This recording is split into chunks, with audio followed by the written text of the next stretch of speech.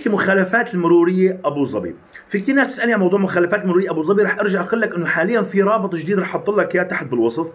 هذا الرابط اوكي في بمركز تم رابط اصدار كشف المخالفات المروريه اللي رح تتحول للنيابه. اوكي يعني صار في رابط السيستم بيقرا شو هي المخالفات اللي بتتحول للنيابه وشو هي المخالفات اللي ما بتتحول للنيابه. طيب في كثير ناس تسالني طب انا عندي مثلا موضوع سالك شو اللي انا ما لي علاقه، انا بتحكي مخالفات مروريه ابو ظبي. اوكي فانا لما بيطلع عندي بدخل على مركز تم بحط كلمه اصدار كشف المخالفات المروريه اوكي اللي رح تتحول للنيابه، الرابط بيطلع عندي تلقائيا.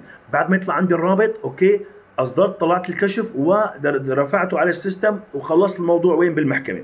طيب في كثير مخالفات ما بتطلع عندي بالكشف، هي المخالفات ما راح تتخفض. ليش؟ لانها ما طلعت بالكشف، لانه السيستم اوريدي قريان انه هي المخالفات ما راح تطلع عندك بالكشف، يعني ما راح تتخفض.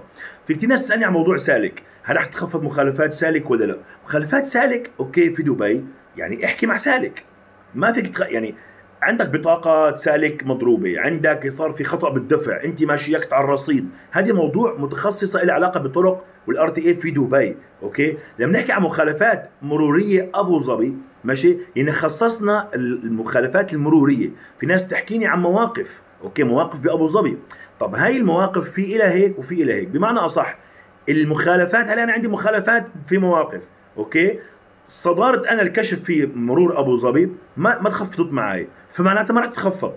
ماشي في ناس تجي بتحكي لك انه ما طلعت بالكشف وممكن خفضها، طيب خلاص اوكي انا هون بحكي لك في المخالفات يلي هي طلعت بمركز تم.